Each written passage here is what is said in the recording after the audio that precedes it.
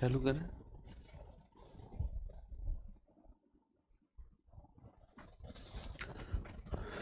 Hello बच्चों, कैसे हैं आप? मैं अरविंद आर्य आप सभी का ऑनलाइन प्लेटफॉर्म पर स्वागत करता हूं। हम जो पिछली क्लास में हमने क्या पढ़ा था, एसआई सिस्टम में 7 मूल मात्रक और 2 पूरक मात्रक पढ़े थे। तो जो मूल मात्रक और जो पूरक मात्रक पढ़े हैं, आज हम उनकी परिभाषाओं के बारे में चर्चा करेंगे। तो देखिए, परिभाषाओं में हमने बताया था आपको कि इसमें जितने भी होते हैं, जैसे लंबाई का मूल राशि क्या है, लंबाई, इसका मात्रक क्या होता है, मीटर। द्रव्यमान का किलोग्राम, समय का सेकंड, विद्युत धारा एम्पियर, ऊष्मागतिकी ताप का केल्विन। तो देखिए, ये अलग अलग होते हैं। तो इनकी कई बार ये परिभाषाएं बहुत कम बार, एक आधी बार पूछी गई हैं, लेकिन इसको आप याद रख लें थोड़ा सा तो ज़्यादा ठीक रहेगा। जैसे आपको ये पहला ये बताया गया है कि अगर हम इसमें देखते हैं तो सबसे पहले देखिए चर्चा की गई है कि लंबाई किस में मापी जाएगी, एसआई सिस्टम में मीटर में। एसआई मात्रक लिखे हुए हैं ये सबके, और मीटर का प्रतीक एम होता है। अब इसकी परिभाषा है कि मीटर होता क्या है। तो देखिए, मीटर क्या होता है कि मीटर संकेत एम लंबाई का एसआई मात्रक है। मीटर का जो संकेत है वो क्या होता है, स्मॉल एम होता है, और ऐसा ये क्या है, लंबाई का एसआई मात्रक है। अब देखिए परिभाषा क्या बनेगी, मीटर किसे कहते हैं, क्या होता है मीटर। तो मीटर की अगर बात करें तो इसे निर्वात में प्रकाश की चाल सी के लिए संख्यात्मक मान 2997924, ये जो वैल्यू है ये थोड़ी याद रखनी है आपको। क्या क्या वैल्यू है ये, 29929979248, ये जो वैल्यू है वो आपको याद रखनी है, को लेकर जो कि मीटर प्रति सेकंड मात्रक में व्यक्त है से परिभाषित किया गया है। जहाँ सेकंड क्या है, सीजियम आवृत्ति के पदों में परिभाषित है। तो अगर आपसे पूछें, सिंपल मैनर में पूछें बेसिकली कि 1 मीटर क्या होता है, तो आप क्या कहेंगे, निर्वात में प्रकाश की चाल का जो संख्यात्मक मान है 299792458, ठीक है, इसे मीटर में व्यक्त किया जाता। तो ये वैल्यू याद रखनी है बस केवल। दूसरी परिभाषा आपकी है द्रव्यमान की। द्रव्यमान को हम किलोग्राम में व्यक्त करते हैं।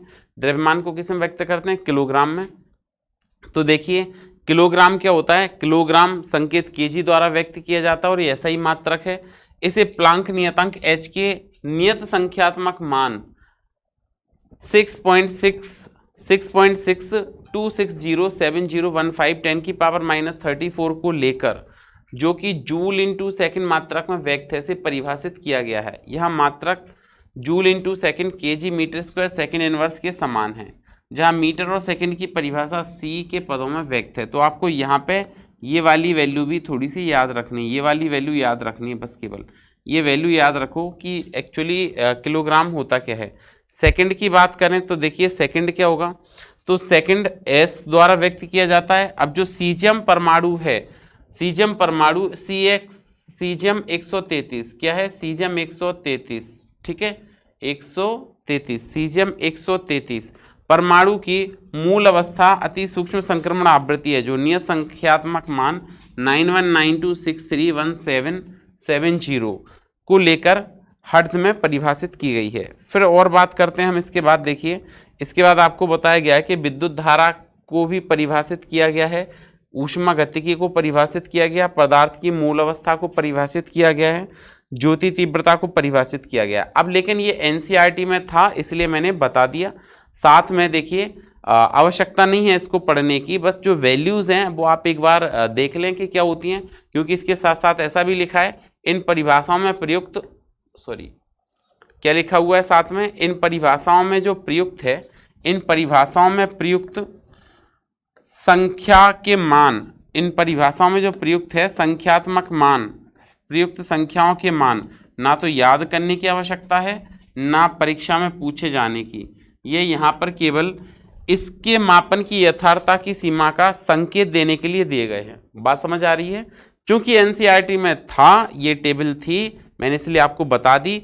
बट आप देखें यहाँ पे लिख रहा है, इन परिभाषाओं में प्रयुक्त संख्याओं के मान ना तो याद करने की आवश्यकता है ना परीक्षा में पूछे जाने की, ठीक है। यहाँ केवल ये यथार्थता की सीमा को व्यक्त करते हैं, ठीक है। फिर प्रौद्योगिकी विकास के साथ मापन की तकनीकों में भी सुधार होता है। परिमाण स्वरूप मापन अधिक परिशुद्धता से होता है। इस प्रगति के साथ तालमेल बनाए रखने के लिए मूल मात्रकों को संशोधित किया जाता है, अर्थात ये वैल्यू जो है वो संशोधनीय है, फिक्स नहीं है। तो आप ये याद रखें कि एक बार ये टेबल आपको एनसीईआरटी में गिवन थी, इसलिए हमने आपको क्या किया, ये टेबल के बारे में थोड़ा सा एक बेसिक इंट्रोडक्शन दे दिया, बेसिक जानकारी दे दी। ठीक है, अब देखिए इसके बाद इससे हम आगे देखते हैं, आगे जाएंगे तो हमको ये सारे वैल्यूज़ हमको याद करनी है, तो ये मैं अलग से याद करवाऊंगा, इतनी नहीं, काफ़ी सारी याद करनी है हमको। तो अब हम यूनिट कन्वर्जन पे चलते हैं। किस पे चलते हैं? यूनिट कन्वर्जन सीखेंगे। अब इसके बाद हम क्या सीखेंगे? Unit conversion. तो बात आते हैं सबसे पहले इकाइयों के गुण से, और वहाँ से आगे यूनिट कन्वर्जन सीखेंगे। वो वैल्यू आपको याद नहीं करनी है जनरली, अगर आप ज़्यादा ही सीरियस हैं पढ़ाई के प्रति, तो आप वो एक बार देख लें क्या क्या वैल्यूज़ होती हैं, क्योंकि एक आध बार ही एग्जाम में कोई वैल्यू पूछी गई है, लेकिन ये परिशुद्धता के मापन पर डिपेंड करती है, इस कारण से आपको आवश्यकता नहीं है। तो देखते हैं हम यहाँ पे हम क्या लिखेंगे, नेक्स्ट आगे क्या लिखेंगे? इकाइयों के गुण। इकाइयों के गुण, प्रॉपर्टीज ऑफ यूनिट। इकाइयों के गुण क्या क्या होते हैं, तो इनकी चर्चा करेंगे सबसे पहले कि इकाइयों में क्या क्या गुण होते हैं, क्या क्या प्रॉपर्टीज होती हैं। तो देखिए, अगर हम इकाइयों के गुणों की बात करें तो सबसे पहली प्रॉपर्टी क्या होती है इकाई की? सबसे पहला गुण क्या होता है? पहला, इकाई ना बहुत बड़ी होनी चाहिए। इकाई या मात्रक एक ही बात है। इकाइयों के गुण या मात्रकों के गुण, तो हमने पहला क्या लिखा? मात्रक ना ही बहुत बड़े होने चाहिए, ना ही बहुत मात्रक ना ही बहुत बड़े होने चाहिए, ना ही बहुत छोटे होने चाहिए। ठीक है, क्या बताया आपको? मात्रक ना ही बहुत बड़े होने चाहिए एवं ना ही बहुत छोटे होने चाहिए, ना ही बहुत छोटे होने चाहिए, बहुत छोटे होने चाहिए।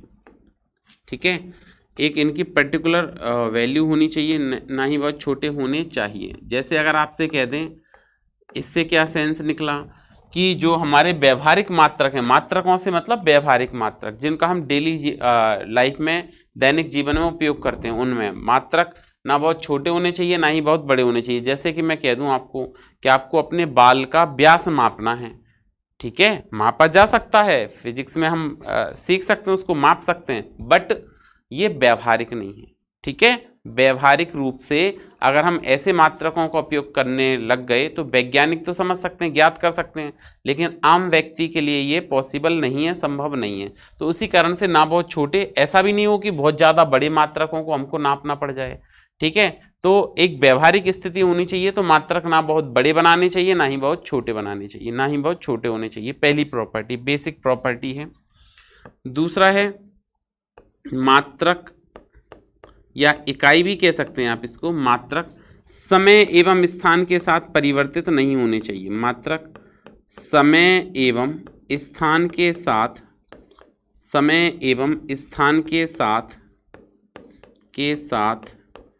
परिवर्तित नहीं होने चाहिए। समय एवं स्थान के साथ परिवर्तित नहीं होने चाहिए। मात्रक समय एवं स्थान के साथ परिवर्तित नहीं होने चाहिए। जो मात्रक हैं, ना ही वो समय के साथ बदलना चाहिए, ना ही स्थान के साथ। कहने का मतलब ऐसा है, पता चला कि आपने कोई मात्रक बनाया, सपोज दैट किलोग्राम बनाया, एक ऐसा कि सुबह आप माप रहे हैं तो वो वैल्यू अलग क्वांटिटी बताता है, अलग मात्रा बताता है, शाम को नापेंगे तो मात्रा अलग बताएगा। कहने का मतलब है कि उस पर ताप का प्रभाव नहीं होना चाहिए, दाब का प्रभाव नहीं होना चाहिए, गुरुत्वाकर्षण का प्रभाव नहीं होना चाहिए, मात्रक ऐसे बनाए जाने चाहिए। ठीक है, तो इसी कारण से आपको कहा गया है कि मात्रक समय एवं स्थान के साथ परिवर्तित नहीं होने चाहिए। स्थान का मतलब, आप मान लो गंगापुर सिटी में कोई मेजरमेंट करें और आप जम्मू कश्मीर में किसी वैल्यू की मेजरमेंट करें, तो दोनों जगह स्थान में टेम्परेचर बदल गया या स्थान बदल गया, तो उसके कारण ऐसा नहीं होना चाहिए कि आपके मात्रक की वैल्यू अलग अलग हो जाए, वो सभी जगह एक ही होनी चाहिए। ठीक है, नेक्स्ट क्या है? मात्रक आसानी से परिवर्तनशील होने चाहिए। मात्रक आसानी से परिवर्तनशील होने चाहिए। मात्रक आसानी से परिवर्तनशील होने चाहिए। जो मात्रक हैं वो ऐसे होने चाहिए जिनको आसानी से एक सिस्टम से दूसरे सिस्टम में बदल सकें, आसानी से परिवर्तनशील होने चाहिए। जैसे कि हम ऐसा नहीं हो कि किलोमीटर में हमको पता होता है 1 मीटर होता है, वो 1 किलोमीटर में 1000 मीटर होते हैं, तो हमको ये पता है 1 किलोमीटर में 1000 मीटर होते हैं, 1 मीटर में 100 सेंटीमीटर होते हैं, 1 किलोग्राम में 1000 ग्राम होते हैं, तो हमको ये आसानी से पता है। हमने पढ़ा है 1 आवर में, 1 घंटे में 60 मिनट होते हैं, या 1 घंटे में 3600 सेकंड होते हैं। तो ये सारी बातें हमको पता है, मतलब मात्रक आसानी से परिवर्तनशील हैं, तो कभी भी हमको ये बदलने की आवश्यकता पड़े तो हम आसानी से इनको बदल सकते हैं। ठीक है, तो ये परिवर्तनशील होते हैं। ठीक है, नेक्स्ट क्या है, चौथा है मात्रक सर्वमान्य होने चाहिए। मात्रक सर्वमान्य होने चाहिए। ठीक है, जो मात्रक हैं वो सभी के द्वारा मान्य होने चाहिए। मतलब मात्रक हम क्या कह सकते हैं कि जो भी हम मात्रक पढ़ेंगे वो कैसे होने चाहिए, वो सर्वमान्य होने चाहिए, मात्रकों को सभी के द्वारा मान्य होना चाहिए। तो इस प्रकार के ये प्रॉपर्टीज हो गई, किसके, ये गुण हो गए, किसके, इकाइयों के या किसके, मात्रकों के गुण हो गए। ठीक है, फिर एक और कह सकते हैं कि मात्रक एक पद्धति से, एक मापन पद्धति से दूसरे मापन पद्धति में बदल जाने चाहिए। तो ये कुछ मात्रकों की प्रॉपर्टीज होती हैं बेसिकली। ठीक है, कि क्या क्या प्रॉपर्टी रखते हैं। अब देखिए आप, इसके बाद हम आगे जो चर्चा करते हैं, यहाँ से आपका जो टॉपिक है वो काफ़ी इम्पोर्टेंट हो जाता है, चाहे हम बोर्ड की बात करें या फाउंडेशन की बात करें। ठीक है, काफ़ी इम्पोर्टेंट हो जाता है। तो आज हम सीखेंगे कुछ मात्रकों के बारे में, कुछ और मात्रकों के बारे में सीखेंगे कि मात्रक बदले कैसे जा सकते हैं। आज बेसिक बताएंगे हम आपको। तो देखो, बेसिक परिवर्तन देखेंगे तो सबसे पहले हम यहाँ पे लिखते हैं प्रफिक्स। प्रफिक्स का मतलब होता है उपसर्ग। आपने पढ़ा होगा उपसर्ग प्रत्यय के बारे में, या हम यहाँ पे सबसे पहले हेडिंग लगाएंगे क्या, मात्रकों को परिवर्तन करना, मात्रकों को बदलना, या मात्रकों को परिवर्तित करना, मात्रकों को परिवर्तित करना।